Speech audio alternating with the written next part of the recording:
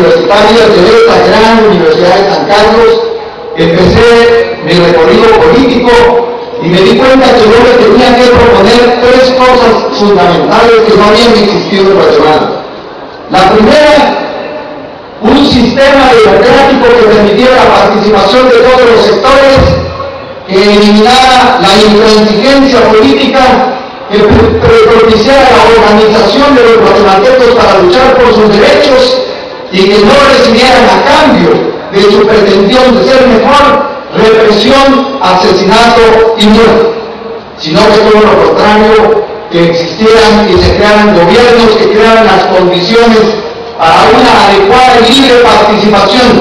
para ser uno independiente con el objeto de escoger su propio destino y para poder encontrar oportunidades de trabajo que les fueran abriendo las posibilidades de tener una familia y heredar a las futuras generaciones altos niveles de bienestar. Y nos propusimos a trabajar por eso. Y a lo largo de mi vida estudiantil y posteriormente a lo largo de mi vida política,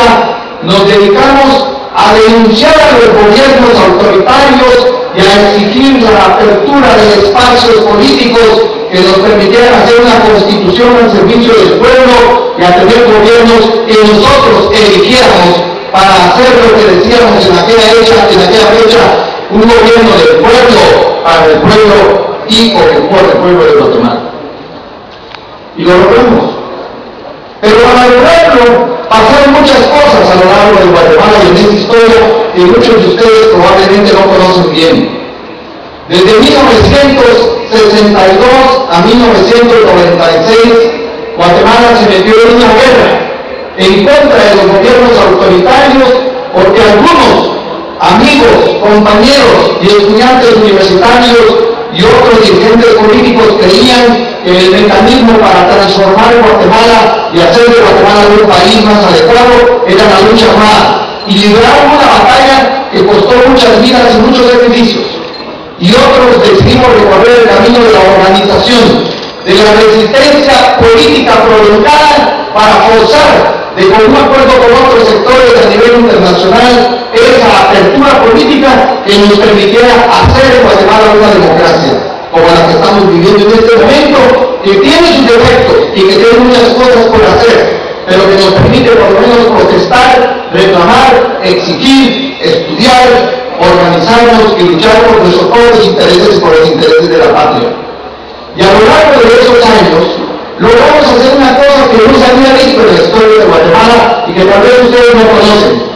Nunca Guatemala había tenido un periodo más largo de 9 años de vida democrática en el país. Este periodo fue el periodo del presidente Arevalo y del presidente Arias, un periodo que nos dejó sentadas y sembradas muchas ideas, muchos propósitos y muchas instituciones que después nos permitieron madurar en el proceso democrático. Pero una invasión y un complot organizado por los Estados Unidos de Norteamérica en contra del presidente Arles logró que la revolución del 44 se cayera y se iniciara una etapa de polarización política y de enfrentamientos que provocó más de 250,000 muertos en Guatemala. Muchos dirigentes estudiantiles, muchos profesionales universitarios de esta universidad fueron asesinados porque reclamaban ese proceso democrático. Y muchos dirigentes políticos de diversos partidos y de diversas tendencias ideológicas también cayeron en la lucha armada. De hecho, probablemente ustedes no lo saben, pero yo llegué a la presidencia de la República porque no pudieron matarme, porque otros dirigentes políticos que eran los que tenían que haber llegado en ese momento histórico como Manuel Corona Guerra y Alberto Fuentes Mohr fueron asesinados por sus ideas en las calles y tuvimos que seguir el camino que ellos habían sembrado para seguir denunciando y exigiendo libertad y democracia en Guatemala.